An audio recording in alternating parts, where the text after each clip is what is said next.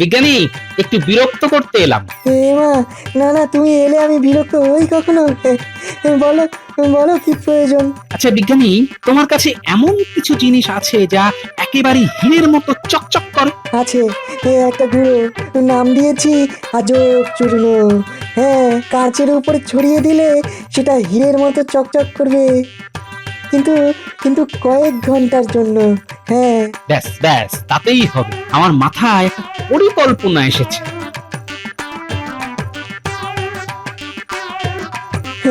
বাহ, বাহ বাহ বাহ বাহ বাহ, দারুণ পরিকল্পনা। আমি আমি তোমাকে আমার ওই আজব চূর্ণ দিচ্ছি।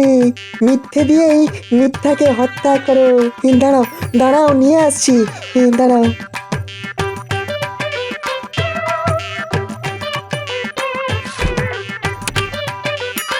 আমি অন্য শেকড়া দিয়ে গড়িয়ে দেবো। বাঁচালে, বাঁচালে তুমি গোপাল। এই নাও, এই নাও।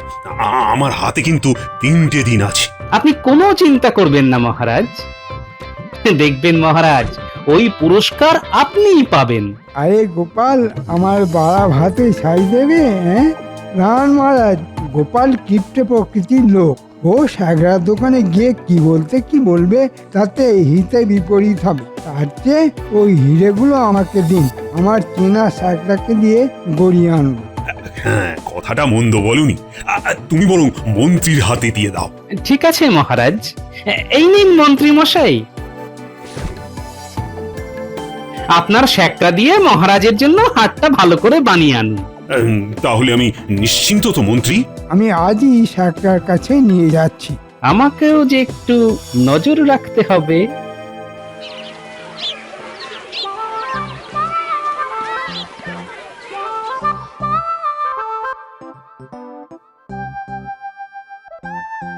তোমার দোকানে একটু এলাম গো, কাজ আছে।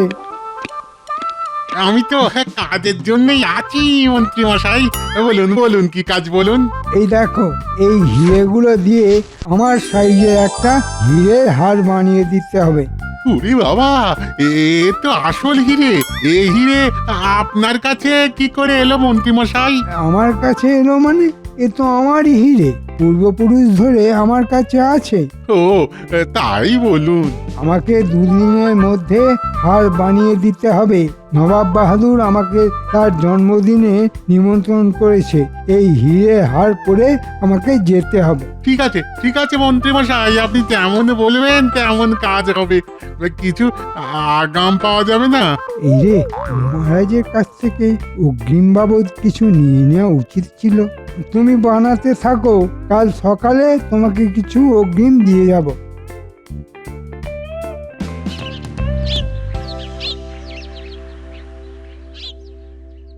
ও গরম পড়েছে না গো? গরমকালে তো গরম পড়বেই গিন্নি, এর নতুন কথা কি? গরমকালে যদি ঠান্ডা পড়তো তাহলে সেটা নতুন হতো, তাই না? কি ঘেমে গেছো গো? বসো বসো, আমি তোমাকে একটু হাওয়া করে দিই। উরি বাবা, এই যে হেসে হেসে পাশে বসছে, নিশ্চয়ই কিছু মতলব আছে। না না, তোমাকে হাওয়া করতে হবে না গিন্নি, তোমার মনের যে কথাটা বলবে বলে এসেছো সেটা বলে ফেলো, আর গৌরচন্দ্রিকা করতে হবে না। তাহলে সরাসরি বলে ফেলি, কি বলো? আমার সই তার মেয়ের বিয়েতে আমায় নিমন্ত্রণ করেছে। একটা গলার হার আমাকে গড়িয়ে দিতেই হবে। হ্যাঁ, তা গলার হার নিয়ে কি হবে? শোনো গিন্নি, একটা কথা জেনে রাখো, হ্যাঁ, সকল স্ত্রীদের গলার হার তার স্বামী। বিবাহের পর থেকে আমি তো তোমার গলায় হার হয়ে ঝুলছি গিন্নি। ও তুমি দেবে না? পাবো কোথায় গিন্নি? এই দেখো দেখো, তুমি আমাকে 4 দিনের মধ্যে যদি না দাও, আমি মেয়ের বাড়িতে গিয়ে থাকবো। হ্যাঁ।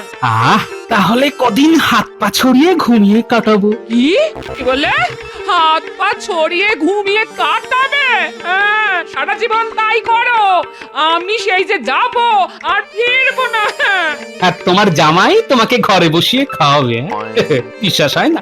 তবে চেষ্টা করে দেখতে পারো।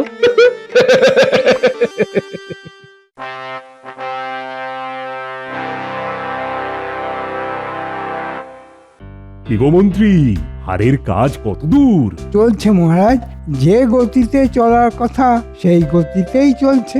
বড়ই মন্থর গতি মহারাজ। তুমি দ্রুত আর মন্থরের পার্থক্য কি করে বুঝবে গোপাল? তুমি কি স্বর্ণকার? না মন্ত্রী মশাই, আমি স্বর্ণকার নই, আমি গোপাল। ভাঁড় গোপাল মানে গোপাল ভাঁড়। তোমার কাজ লোক হাসানো। এটা যে তুমি কেন ভুলে যাও কে জানে। নিজের মধ্যে থাকো গোপাল, বড়দের ব্যাপারে নাক গলিও না। গোপালকে বলে কিছু লাভ নেই পণ্ডিত, ও সকলের মধ্যে কথা বলবে, এটাই ওর বৈশিষ্ট্য। আহ, তোমরা থামো তো। মন্ত্রী, আমি তোমার কাজে কিন্তু খুব একটা সন্তুষ্ট নই। কাল আমার হার যেন আমার কাছেই চলে আসে। আমি পরশু ওই হার পরে নবাব বাহাদুরের দরবারে যাব, কথাটা যেন মনে থাকে। ওই হার তো আপনার নেই মহারাজ, ওই হার এখন আমার। আমি এই হার পরে নবাবের দরবারে যাব। নবাব বাহাদুর আমাকে দেখে কি খুশি হবে। এই ঝকঝকে হিরে হার পরে আমি যখন নবাব বাহাদুরের সামনে দাঁড়াবো, সবাইকে ছেড়ে দিয়ে নবাব বাহাদুর আমাকে পুরস্কার দেবে। দরকার পড়লে কৃষ্ণনগরের রাজাও আমি হয়ে যাব। মন্ত্রী, আমি কি বলছি সেটা তোমার কানে যাচ্ছে? ও হ্যাঁ হ্যাঁ হ্যাঁ হ্যাঁ মহারাজ, হ্যাঁ হ্যাঁ হ্যাঁ আমার কানে গেছে। আমি আজই তাগাদা দিয়ে আসবো। মন্ত্রী মশাই নির্ঘাত কিছু গোলমাল করেছে, ব্যাপারটা একটু দেখতে হচ্ছে। মন্ত্রীর মনে কি অন্যরকম কিছু করছে? না, এই গোপালের সঙ্গে আমায় পরামর্শ করতে হবে। সবার সামনে গোপালকে থাকার কথা বলবো না। বলছি, আমার আজ শরীরটা একটু খারাপ লাগছে, তাই রাজকার্য এখানেই সমাপ্ত হলো। মানে আজকের মতো রাজসভা এখানেই শেষ। মন্ত্রী, তুমি এক্ষুনি শ্যাকরার কাছে যাও। আমি যাচ্ছি মহারাজ। আমি ভেবেছিলাম যে রাজসভা শেষ হলেই আমি সাগরার কাছে যাব। আমি আসি মহারাজ। বিজ্ঞানী, আমার কেমন একটা সন্দেহ হচ্ছে বুঝলে। মন্ত্রীর ব্যবহারটা তো। একদম ঠিক ধরেছেন। রাজামশাই এতবার ঠকেন, তবু মন্ত্রীর উপর রাজামশাইয়ের এত অচলা ভক্তি দেখে মাঝে মধ্যে খুব রাগ হয়। হ্যাঁ, না না বিজ্ঞানী, মহারাজের উপর রাগ করবেন না। মহারাজ মানুষটি খুব সরল, জানেন তো। উনি মাঝে মধ্যে সব জেনেও তোমার সঙ্গে খুব খারাপ ব্যবহার করেন। করেন করেন, উনি চাপে পড়ে করেন বিজ্ঞানী। আবার বিপদে পড়লে উনি আমাকে ডাকেন। কেন জানি না মনে হচ্ছে আমাকে উনি আবার ডাকবেন। গোপাল দাদা, ও গোপাল দাদা, আরে আরে একটু থামো। ও গোপাল দাদা, গোপাল দাদা। এই রাজপ্রহরীর গলা না? হ্যাঁ, ওই তো আমাদের দিকেই ছুটে আসছে। কি হলো প্রহরী? গোপাল দাদা, গোপাল দাদা, এই রাজা মশাই তোমাকে ডাকছেন। কি বললাম বিজ্ঞানী, সেই ছাই ফেলতে ভাঙা কুলো। যাও, কুলো হয়ে ছাই ফেলে এসো। শুধু কুলো নয়, ভাঙা কুলো। তবেই না ছাই ফেলতে মজা লাগে। সত্যি সত্যি তুমি রসরাজ গোপাল, পুরো রসে টইটুম্বুর। তবে বিজ্ঞানী, তোমাকেও মনে হয় এই যুদ্ধে লাগবে। আমি সব সময় তোমার সঙ্গে গায়ে গা লাগিয়ে যুদ্ধ করতে প্রস্তুত গোপাল। যাও যাও, ঘুরে এসো, মহারাজ কি বলতে চান দেখো। চলো প্রহরী, চলো।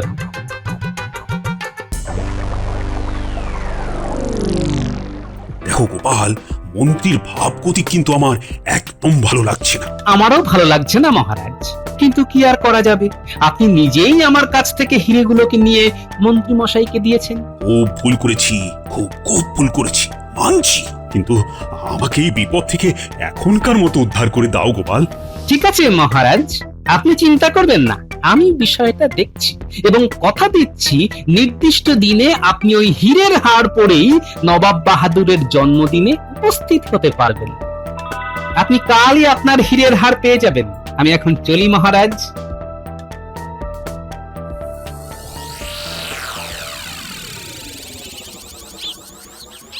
এবার একটু বিজ্ঞানীর বাড়ি থেকে ঘুরে আসা যাক।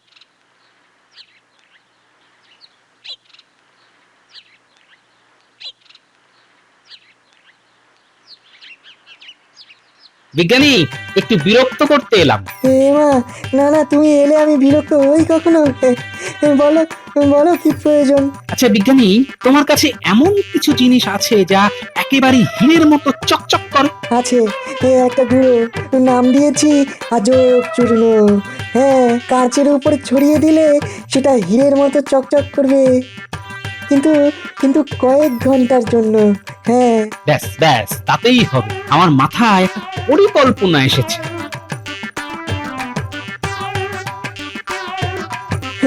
বাহ বাহ বাহ বাহ বাহ বাহ, দারুণ পরিকল্পনা। আমি আমি তোমাকে আমার ওই আজব চূর্ণ দিচ্ছি। মিথ্যে দিয়েই মিথ্যাকে হত্যা করো। দাঁড়াও দাঁড়াও, নিয়ে আসছি, দাঁড়াও।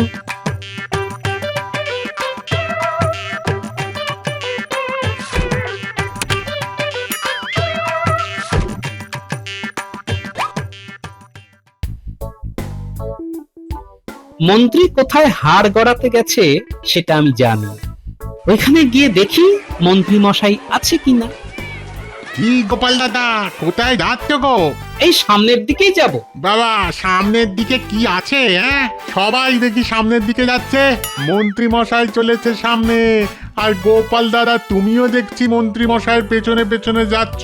কি ব্যাপার গোপাল দাদা? ও, মন্ত্রী মশাই সামনে? বাহ বাহ বাহ বাহ, তার মানে আমি ঠিক জায়গাতেই যাচ্ছি। সব সময় সামনের দিকেই যেতে হয়। একটা কথা মন দিয়ে শুনে রাখো, সব সময় মহান ব্যক্তিকে অনুসরণ করা উচিত। চলি গো।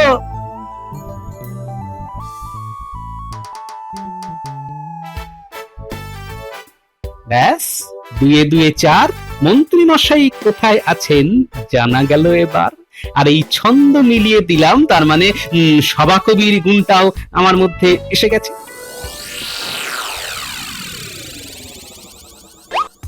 আরে আরে, ওই তো দোকানের মধ্যে দেখতে পাচ্ছি মন্ত্রী মশাইকে। ঠিক আছে, এইখানে একটু গা ঢাকা দিয়ে থাকি। মন্ত্রী মশাই চলে গেলেই দোকানদারের সঙ্গে একটু কথা বলে আসবো। গিয়ে শাকরা, হাটটা কবে পাবো?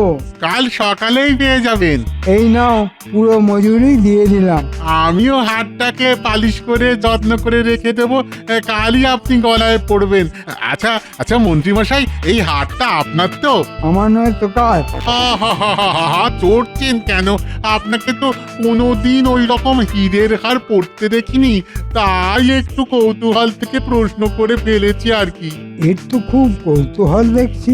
না, এখন মানে মানে এর সঙ্গ ত্যাগ করাই উচিত। কাল সকালে সবকিছু তৈরি করে রেখো বাপু, আমার দেরি সইছে না। ঠিক আছে, কাল সকালে চলে আসুন, আপনার হার আপনি পেয়ে যাবেন।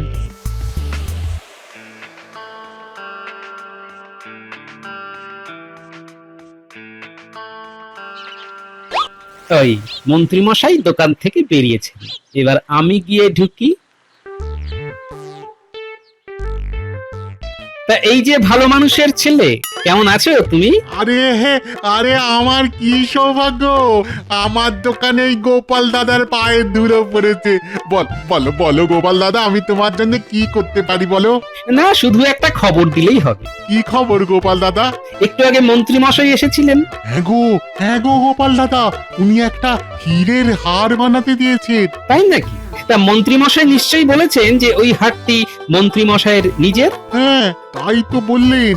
শোনো দোকানি, ওই হারটা মোটেই মন্ত্রী মশাইয়ের নয়, ওই হারটা রাজা মশাইয়ের। কি সর্বনাশ, আমি এখন কি করব? আমি তো রাজরোষে পড়বো। না না না না না, তোমার কিচ্ছু হবে না, আমি কথা দিচ্ছি। তুমি এরকম আরেকটা হার কালকের জন্য বানাও, আর এই হারটা যতখানি হয়েছে আমাকে পালিশ করে এখনই দিয়ে দাও। আমি এই হারটা মহারাজকে দিয়ে দেবো, আর কাচের হার মন্ত্রী পড়বে। শুধু এই হারটার মধ্যে এই আজব চূর্ণটা ভালো করে মিশিয়ে দেবে, তাহলে দেখবে একেবারে হীরের মতো চকচক করছে। মানে কাচের হিরে? হ্যাঁ, কাচের হিরে। কাল আমি তোমার কাছে ছদ্মবেশে আসবো, এক ব্যাগ কাঁচ নিয়ে একটা ছোট্ট নাটক করবো। হ্যাঁ, তুমি সাথ দিও, কেমন? ঠিক আছে গোপাল দাদা, তুমি একটু অপেক্ষা করো, আমি হারটাকে পালিশ করে তোমার হাতে দিয়ে দিচ্ছি। এই নিন মহারাজ, আপনার হীরের হার। মন্ত্রী মশাই এটাকে নিচের নামে চালিয়ে দিচ্ছিল। কি সর্বনাশ! মন্ত্রীটা তো বড্ড বজ্জাত, দুষ্টু, বদমাইশ। মন্ত্রী মশাই এখন কিন্তু কিচ্ছু বুঝবেন না যে উনি আপনার দেওয়া হীরের হার পরে নবাব বাহাদুরের কাছে কিতাব নিতে যাচ্ছেন। কি সর্বনাশ! মহারাজ, একটা অনুরোধ, মন্ত্রী মশাই যেন এই ব্যাপারটা ঘুণাক্ষরেও জানতে না পারেন। আমি ওর মুখ দেখতে চাইছি না। নবাব বাহাদুরের জন্মদিন পর্যন্ত যে একটু আপনাকে দেখতে হবে, তারপর আপনি যা বলবেন সেটাই হবে। ঠিক আছে, ঠিক আছে, তোমার কথাই মানলাম। মহারাজ, কাল একটা নাটক হবে, সেই নাটকের কিছু প্রস্তুতি নেওয়া দরকার। আমি এখন বাড়ির দিকে যাই। নবাবের জন্মদিনে আমিও আপনার সঙ্গে যাব মহারাজ। নিশ্চয়ই যাবে, আমার সমস্ত সভাসদরা যাবে। আর সেখানেই মন্ত্রী মশাইয়ের বিচার হবে। আমি এখন আসি মহারাজ।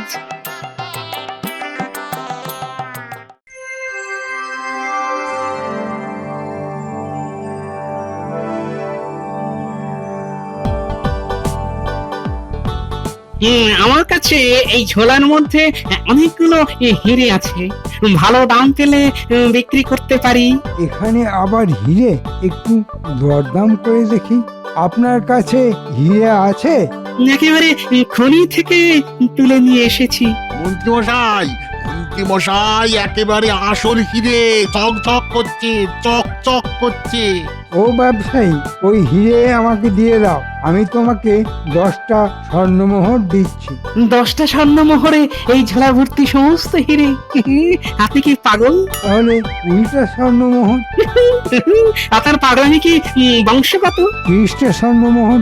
কমসে কম 50 স্বর্ণমোহর ছাড়া আমি তো এই হিরের ঝোলা দেব না। 50?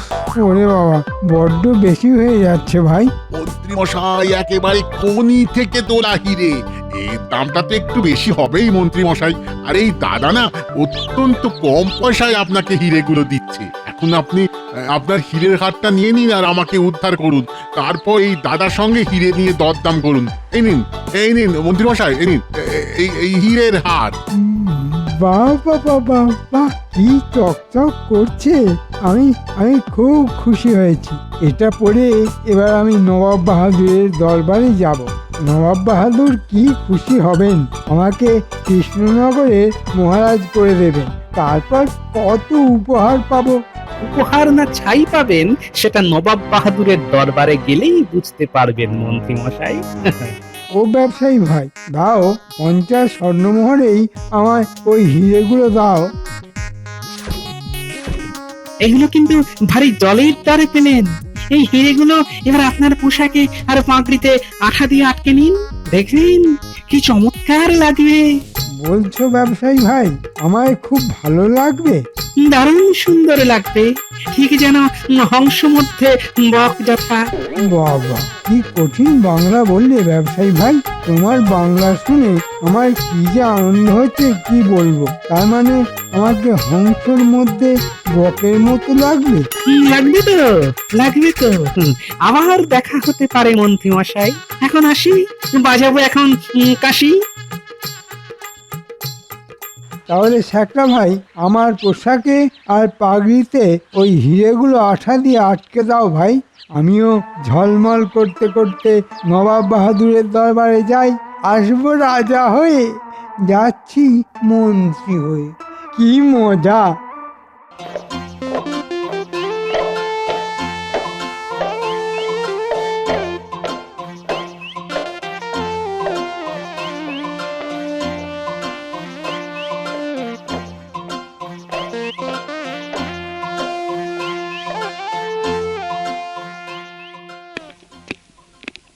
আমি এসে গেছি নবাব বাহাদুর।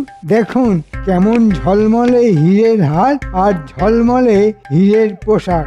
অজির মন্ত্রী তো কাচের হার পরে এসেছে, সারা গায়ে কাচ লাগিয়ে কি কিম্ভূত সেজে এসেছে দেখো। না না না, ভুল করছেন নবাব বাহাদুর, একেবারে খনি থেকে তোলা হিরে। কি পাগলামি করছো মন্ত্রী? তোমাকে খনি থেকে হিরে তুলে কে দিল? একটা ব্যবসায়ী। সে তোমায় ঠকিয়েছে। কিন্তু গলার হার সেটা তো সম্পূর্ণ হিরে। ওটাও কাচের মন্ত্রী মশাই। মানেটা কি? মানেটা হলো আমার হিরেগুলোকে তুমি চুরি করে নিজের নামে চালাতে যাচ্ছে। কিন্তু বিধি গোপাল, মানে যার আছে গোপাল তার ভুলে যাবে কপাল। তোমার সব মিথ্যেগুলো ধরা পড়ে গেছে মন্ত্রী। আর এবার তোমাকে কি শাস্তি দিই বলো তো? আর আমিও আমাদের বিজ্ঞানীর দেওয়া আজব চূর্ণ মিশিয়ে করে দিলাম হিরে। সেই কাচের হিরে মন্ত্রী মশাইয়ের গলায়। মহারাজ, আপনার মন্ত্রী সংসেজে নবাব বাহাদুরকে খুশি করে রাজা হতে চেয়েছি। এবার করবো মন্ত্রীর হার ভাজা ভাজা। কৃষ্ণচন্দ্র, তোমার গলায় যে হার সেটা হচ্ছে আসল হিরের। আর এই হীরের হাটটাকে নিজের বলে চালাতে গিয়ে মন্ত্রী মশাই পড়ে গেলেন প্যাঁচে। সুতন্ত্র, তুমি আমার এই দরবারের আসল হিরে, আমার জন্মদিনের সেরা উপহার তুমি। তাই তোমাকে আমি আমার দরবারের পক্ষ থেকে তোমাকে আমি ঝলমল শ্রী উপাধি দিলাম। আমি ধন্য হলাম গোপাল, তুমি আমার সভার উজ্জ্বল নক্ষত্র। তোমাকে এই হীরের হার আমি প্রদান করলাম। যাক, বউয়ের মানভঞ্জনটা হয়ে গেল। মানে আমার একমাত্র বউ আমার কাছে হীরের হার চেয়েছিল, কোথায় পাবো বলুন? সেই গোসা করে এই দুদিন কথা পর্যন্ত বলেনি মহারাজ। গোপাল, তুমি এবার তোমার বাড়ি গিয়ে বৌমার মান ভঞ্জন করে কবজি ডুবিয়ে খাও। আর আমার কি করবেন মহারাজ? তুমি এখন আমার হাজতে থাকবে মন্ত্রী, তোমার অপরাধ ক্ষমাহীন। চুরি বিদ্যা বড় বিদ্যা, যদি না পড়ো ধরা, ধরা পড়লেই পাবে তুমি শাস্তি ভীষণ করা। বাহ বাহ গোপাল, তোমার তো অনেক উন্নতি হলো। মানে এই সভা কবির কাছে থাকতে থাকতে তুমিও তো কবি হয়ে গেলে দেখছি। নবাব বাহাদুর, একটু দয়া। এই কে আছিস? এক কৌটো নস্যি নিয়ে আয়, মন্ত্রী মশাইয়ের নাকে দে, কেচে মরুক বেটা। ওরে বাবা, নস্যি নিয়ে হাঁটতে হবে? আমাকে দয়া করে হাজতেই দিয়ে দিন নবাব বাহাদুর। উজির, মন্ত্রীকে নিয়ে যাও, হাজতে নিয়ে যাও।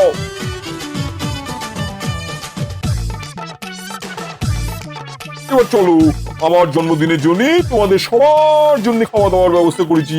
চলো চলো চলো চলো চলো। জয় নবাব বাহাদুরের জয়। হ্যাঁ